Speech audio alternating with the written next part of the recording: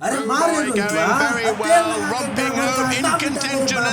का चिरकुट चाचा बड़ा मजा ले रहे हैं, का चल रहा है? अरे बबुआ वो इंडिया पाकिस्तान का मैच जो दिन मिस हो गया था वह आज देख रहे हैं। बहुत बढ़िया, लेकिन ये बताइए कि इन परिवारों को आप क्या जवाब देंगे?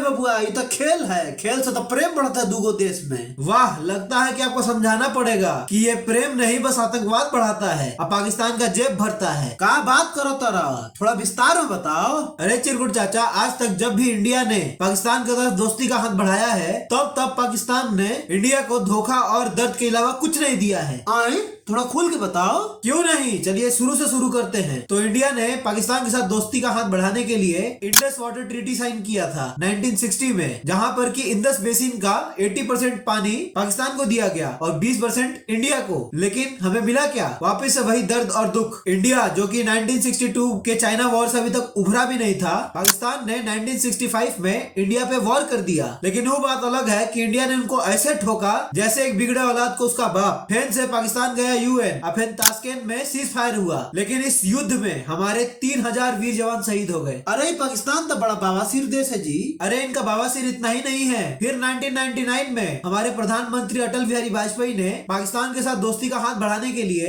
दिल्ली लाहौर बस यात्रा शुरू की। लेकिन फिर से पाकिस्तान ने हमको धोखा दिया। पाकिस्तान ने 1999 में हम पर कारगिल वॉर शुरू कर दी, लेकिन इंडिया ने भी फिर पूरे इलाके में इतना बम मारेंगे,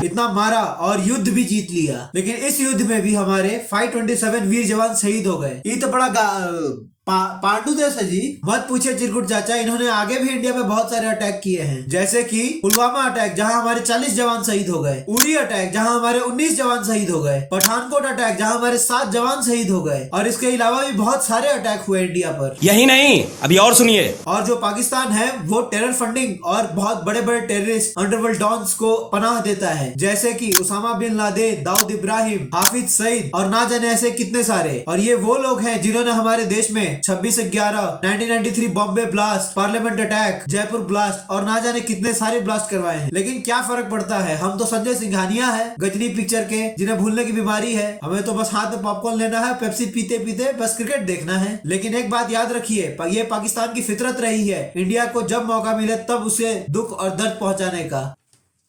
ए चिरकुट चाचा, सुनते सुनते कहाँ गुम हो गए? अरे वो पाकिस्तानी एक्ट्रेस का फोटो छपा है, उसे देख रहे हैं। बहुत सुंदर है देखने में। हाँ, ये कर लो पहले। यही तो समस्या है, जैसे आपकी जवानी फूट रही है वैसे बहुत है हमारे देश में। लेकिन कितना भी सिर्फ कर लो पाकिस्तानियों को, वहाँ के लोगों की आइडियोलॉजी बहुत स्ट्रेट फॉरवर्ड है हमारे तरफ। और जब हीरो हीरोइन का बात हो ही गया है तो आइए थोड़ा ये भी वीडियो देखिए। वो कलाकार, ये दो अलग अलग सब्जेक्ट है। वो टेररिस्ट थे, ये कलाकार है। नहीं, अगर आप मुझे बता दें कि हम जिंदगी चैनल बंद करके या पाकिस्तानी एक्टर्स को इंडिया से भगा के अगर अटैक नहीं होगा तो बंद कर दीजिए, कोई देगा गारंटी? ये वही लोग हैं जहां इंडियन गवर्नमेंट ने एक बोल्ड स्टेप लिया कि हम पाकिस्तानी एक्टर्स एंड एक्ट्रेसेस को इंडिया में काम करने नहीं देंगे, तो इनके आंखों से देखिए कितने आंसू निकल गए। लेकिन यही लोग अगर हमारा कोई वीर जवान शहीद हो जाए उसके लिए इनके ऊपर कोई आंसू नहीं निकलते। ऊपर से ये ऋचा चड्ढा, इन्होंने तो इंडियन आर्मी को मॉक किया था लिखते हुए कि गलवान इज कॉलिंग। वैसे ये दीदी और अर्जुन कपूर में एक ही सिमिलैरिटी है, एक्टिंग करो 50 ग्राम और नौटंकी करो 250 ग्राम। दीदी even the box office is calling, क्योंकि वहाँ तो आपकी पिक्चर चलती नहीं। और वहीं पर ये जो पाकिस्तानी एक्टर्स हैं जो इंडिया से पैसा कमा रहे थे, उन्होंने कभी पुलवामा अटैक को कंडेम नहीं किया, इतना प्रेशर आने के बाद भी। वो तमाम कश्मीरीज को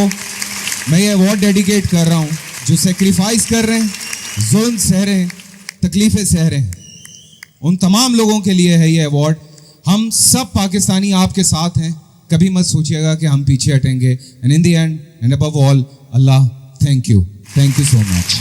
ये मार उसका खोपड़ी तोड़ साले का मार। अरे बबुआ, तो ये सब रोकने का क्या तरीका है? देखिए, पाकिस्तान वो देश है जिसके हाथ में साकाला का बुम बुम वाला पेंसिल भी आ जाए तो वो उससे आटा नहीं AK-47 बनाएगा इंडिया पे अटैक करने के लिए। और जो अभी रिसेंट हमला इसराइल पे हुआ है वो बहुत एक अच्छा एग्जाम्पल है इंडिया के लिए, जहाँ इसराइल जो की एक मिलिट्री टेक्नोलॉजी का लीडर माना जाता है, और वहीं हमास एक छोटी सी टेररिस्ट ऑर्गेनाइजेशन, भले इसमें इसराइल जीत जाए लेकिन यहाँ पर नुकसान तो इसराइल का भी हो रहा है। और पाकिस्तान की जो एक्टिविटीज रही है इंडिया की तरफ, उससे उससे क्लियर कट होता है कि पाकिस्तान एक टेररिस्ट कंट्री है, इसलिए हमें पाकिस्तान को टोटली बॉयकॉट करना चाहिए। No trade, no political relation, no sports, no entertainment, no army ceremonial exchanges. और ऐसा नहीं है कि गवर्नमेंट ने इसके लिए कोई स्टेप्स नहीं लिया। इंडियन गवर्नमेंट ने पाकिस्तान के साथ कोई भी बायलैटरल सीरीज खेलने के लिए मना कर दिया है। इवन यहाँ तक मना कर दिया है कि हमारी इंडियन क्रिकेट टीम कभी भी पाकिस्तान ट्रैवल नहीं करेगी। लेकिन यहाँ भी काफी सारे लूप होल्स हैं और ऐसा लगता है कि गवर्नमेंट ही कहीं ना कहीं कंफ्यूज है। अब का कमी है। देखिए, गवर्नमेंट ने तो कहा कि क्रिकेट मैचेस नहीं होंगे, लेकिन 2021 में ही इंडिया वर्सेस पाकिस्तान एक बायलैटरल कबड्डी मैच इंडिया में कराया गया था। अरे बैन करना है तो सारे स्पोर्ट्स को बैन करिए। और देखिए, जहाँ तक क्रिकेट की बात आती है तो बीसीसीआई क्रिकेट जगत का राजा है। वर्ल्ड्स रिचेस्ट क्रिकेट बोर्ड है BCCI, with net worth of $2.25 million. BCCI इतना अमीर है कि जो सेकंड रिचेस्ट क्रिकेट बोर्ड है उससे भी हमारी नेटवर्थ 3 गुना ज्यादा है। और जहां तक बात की जाए पाकिस्तान क्रिकेट बोर्ड की, पीसीबी की, तो वो हमसे बहुत ज्यादा पैसा कमाता है। जैसे चलिए वर्ल्ड कप 2023 का ही एग्जांपल लिया जाए, यहाँ पर जितनी भी अर्निंग होगी वो सारी की सारी जाती है आईसीसी के पास, और वहां से ICC based on various factors, जैसे कि कौन से मैच के कितने टिकट बिके थे, कौन से मैच में कितनी ज्यादा व्यूअरशिप आई थी, कौन से मैच में सबसे ज्यादा एडवर्टाइजमेंट रेट्स लगे थे, उसके बेसिस पर सभी क्रिकेट बोर्ड्स को पैसा डिस्ट्रीब्यूट करती है। और वहीं अगर बायलैटरल सीरीज की अगर बात की जाए तो वहां से जो भी पैसे की अर्निंग होती है वो सिर्फ और सिर्फ 2 क्रिकेट बोर्डों के बीच में बंटती है। तो जैसा कि हम सबको पता है कि रिकॉर्ड ब्रेकिंग व्यूज आए थे इंडिया पाकिस्तान के मैच में, सबसे ज्यादा महंगी टिकट बिकी थी, सबसे ज्यादा एडवर्टाइजमेंट रेट्स लगे थे इंडिया पाकिस्तान के मैच के दौरान। तो क्या उससे हम पीसीबी को फंड नहीं कर रहे हैं बहुत ज्यादा?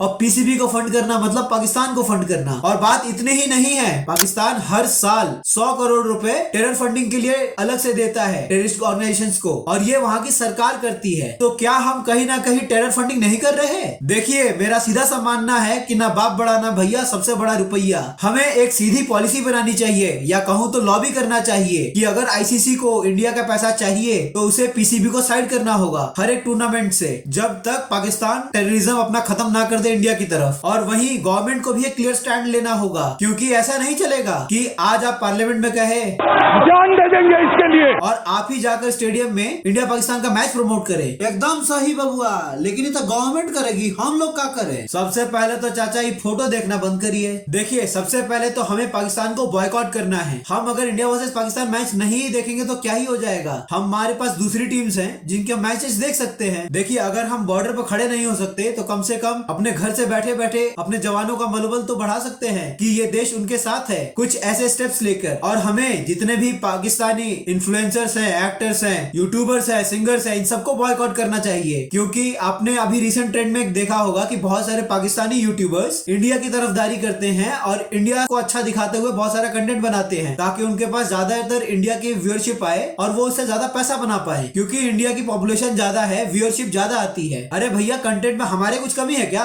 हमको देखिए, हमको देखिए, अरे हमको देखिए। अरे बस कर भाई, और पागल कर दिया, पीछे छोड़। देखिए, मेरा बस सीधा सा यही कहना है कि कैसे भी करके आपको पाकिस्तान की जेब नहीं भरनी है, क्योंकि पाकिस्तान का जेब भरना मतलब टेरर फंडिंग करना। और याद रखिए कि पाकिस्तान की वजह से कितने ही लोगों ने अपने पिता को खोया, तो किसी बूढ़े बुजुर्ग ने अपने सहारे को, और हम इनकी भरपाई कभी नहीं कर सकते हैं। और ये पाकिस्तान को अटैक करने का एकदम सही मौका है, क्योंकि पाकिस्तान की वो स्थिति है, आगे है बैल, पीछे है साड़, अब चेहरा बचाए कि आप तो एकदम राइमिंग बोल गए भैया जी। और जहाँ तक हमारे वीर जवानों की बात की जाए, वो बस इसी मोरल ग्राउंड पर वहाँ दुश्मनों से लड़ते हैं और वहाँ अपनी ड्यूटी देते हैं कि ये देश उनके साथ है और ये लड़ाई हम सबकी है। A soldier never cares about the name on his chest, he always cares about the countryman in his back. सब मिला जुला के अगर मोरल ऑफ द स्टोरी बात किया जाए तो ये है कि हर जंग सरहद पे नहीं लड़ी जाती, कुछ जंग हमें देश के अंदर रह के भी लड़नी होती है। आशा करता हूँ आपको आज की मेरी वीडियो अच्छी लगी होगी। अगर अच्छी लगी है तो प्लीज लाइक और शेयर और सब्सक्राइब जरूर कर लीजिएगा। कमेंट सेक्शन में मुझे जरूर बताएं कि हम अपने में और इंप्रूवमेंट कैसे ला सकते हैं। तो मैं आपसे मिलूंगा अब अगली वीडियो में किसी एक नए टॉपिक के साथ। तब तक के लिए दोस्तों, जय श्री राम।